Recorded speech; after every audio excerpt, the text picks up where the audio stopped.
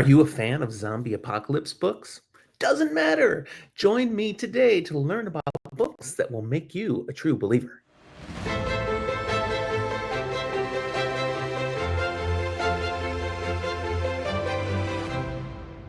Welcome to Fantasy for the Ages. I'm Jim, the father of this father-son show, bringing you a review of a trilogy that's about zombie apocalypse and is just fantastic. And I'm going to tell you all about it here in a review, Spoiler-Lite. Hope you enjoy this, and if you do, hit that like button and subscribe to our channel for all sorts of content like this and more. Surviving the Evacuation. It's a 22-book series, plus a prequel novella by Frank Tayell. It also includes two companion series, both shorter. The two-book Here We Stand set and the five-book Life Goes On series. And they're all under the umbrella of Surviving the Evacuation. Book one, London, came out in September of 2013, with the prequel Zombies versus the Living Dead. Hilarious title. So I read that one quite a while ago, and there's already a review on it elsewhere on the channel. Well, that book, it came out the very next day, so obviously Frank had both of these ready to go.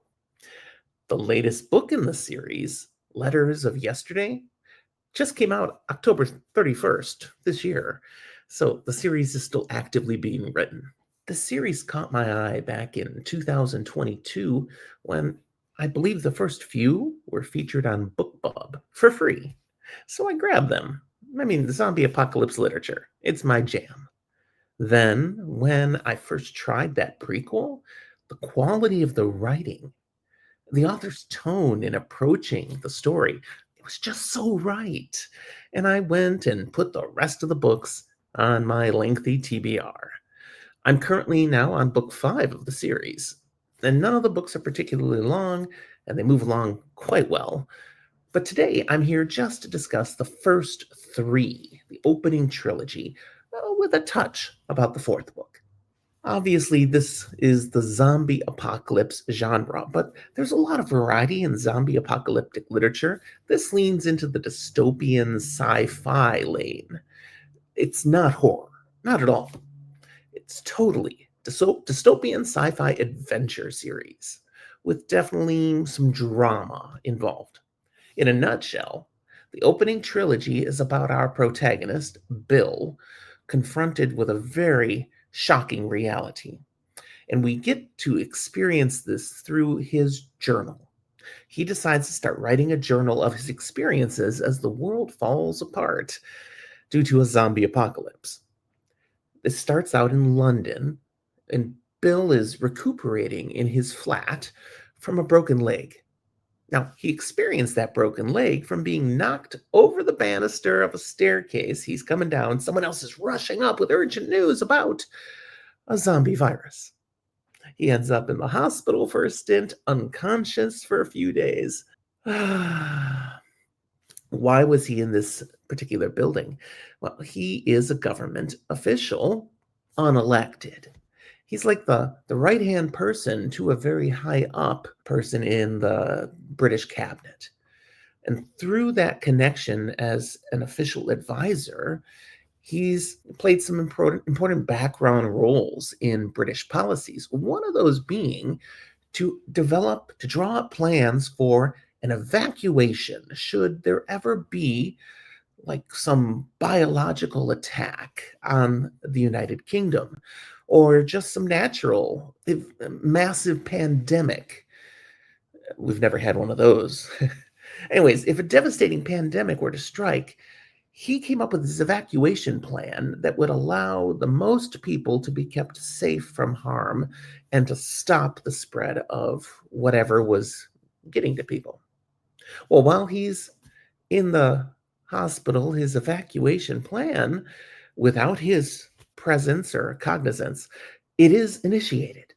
Now awake and resting in his home, Bill ends up left behind when the part of the plan is reached where everyone who's still staying safe in their homes is supposed to now leave and head to various evacuation sites.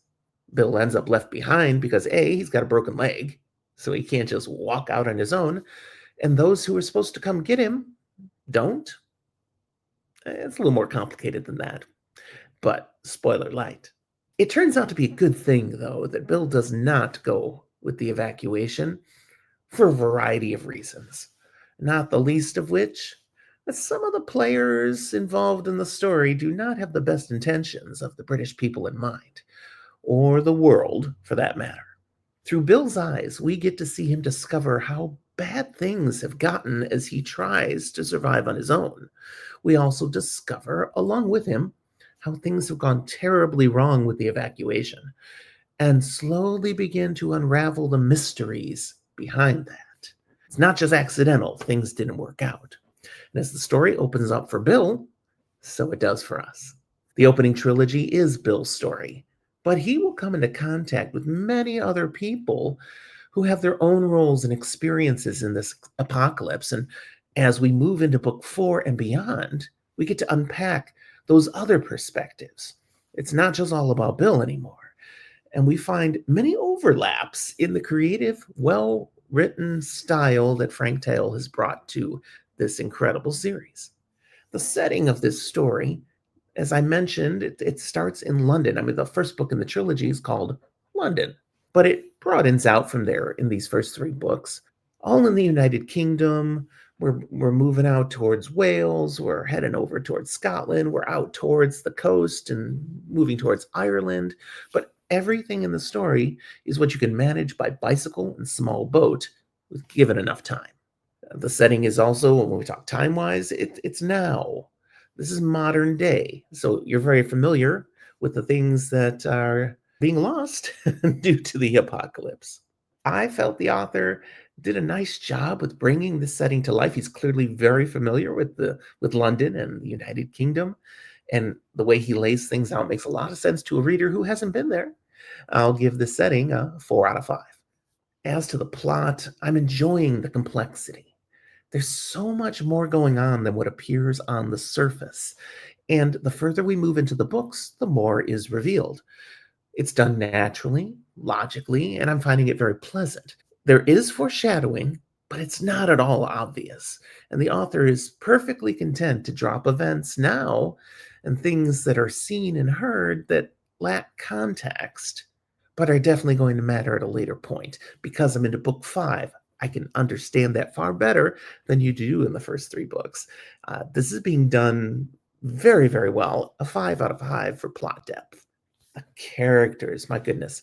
Bill, he's a protagonist that you can truly get behind, and you feel bad for him. You're also cheering for him. This is easy to do because we're seeing most of this through his perspective. I mean, it's his journal we're reading. There's no direct action on display in the book. It's always a journal entry. However, the author does have a couple other characters add to that journal due to events that happen in the book where Bill isn't able to make an entry, but one of the people he's traveling with does, to keep up the line of information for some future posterity. I thought that was a nice twist, a way to give us a different perspective, a great writing device. The characters, they read as quite realistic to me. A few of them do seem a bit too black, too bad guy, but that makes sense when you're understanding that we're reading it directly from one person's point of view. You know, this person is doing bad things to me. He's all bad, and I don't care his motivations. You know, that makes sense. Likewise, there's someone who's written as very naive, and how can you not have seen these things? Well, again, we're not getting her perspective. We're just getting Bill's. So to be consistent like that as an author, it shows some skill and really thinking out what you're doing with the characters. I thought Frank Tayell does a nice job with that. He does give me a character who's certainly my favorite at this point, named Sholto. I'd love to tell you more about him, but that is way too late in with spoilers. Read the books, you'll meet Sholto, and you'll understand. I give characters a 4.5 out of 5.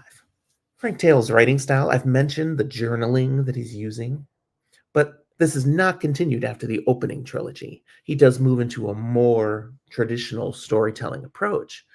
But still, the journal choice for these first 3 books, excellent, effective device to suck a reader in. Again, the author is not sharing a broad view on things. He's intentionally slanting the perspectives of what we see because we're getting primarily one person's point of view. You only know what he knows and you only see things the way he sees things. He's not omniscient. And that just makes the story that much more entertaining and engaging. Being consistent, never slipping from that style, really works here. 5 out of 5 for writing style. There are a number of important themes that play into this. Some of them would be pretty obvious, and some of them are kind of spoilery. So I'm not going to tell you much about details on these, but I come up with the themes of power corrupts. You'll understand. Don't be a Dr. Frankenstein. Again, there's kind of a hint about the zombie virus there. If you don't help someone, who will? That's one of the warmer themes to this. When most people are dead or turning dead or undead, everyone who's living kind of needs to stick together. If you don't help out, there's no hope for the world. And finally, life needs to be about more than just surviving, because that's certainly what Bill does at first. He's just trying to find a way to survive. But that's not enough. We need more in life than just figuring out enough to eat and how to sleep without being eaten. For warnings in this series, it's a zombie apocalypse story. So there are zombies, and people get bitten, and people die. But this book is actually pretty light on violence. Yes, people are bitten. Yes, people die. People are also shot and harmed in other ways, but there's little emphasis on that violence. And there's no leaning into the grosser aspects that some zombie apocalypse books do. So even for the squeamish, these are pretty approachable books, and I really don't have much to warn you off from. For my rating, honestly, these are some of the stronger zombie books I've read. When it comes to just the writing, the focus is on the characters and the struggles to survive. Based on the opening trilogy, I can give it a definite 4.5 rating. And I've read a lot of zombie apocalypse books. I recommend these as great ones to dabble into zombie apocalypse for the first time. There's nothing horrible that chase you off, and there's a lot to like. Okay, there's my thoughts on this. I do recommend this series. Let me know your thoughts on series like Surviving the Evacuation. If you've read them, put your thoughts down below. If you have other thoughts about zombie apocalyptic literature, I'd love to hear it. And any other recommendations you'd make for zombie books, comment box. Of course, anything else you want to say about today's episode, I'd love to hear your thoughts. While you're looking at the comment box, check out the show notes. Shows other ways you can interact with Zach and I. We love talking to people who enjoy our videos. Thanks for watching. We'll talk to you next time.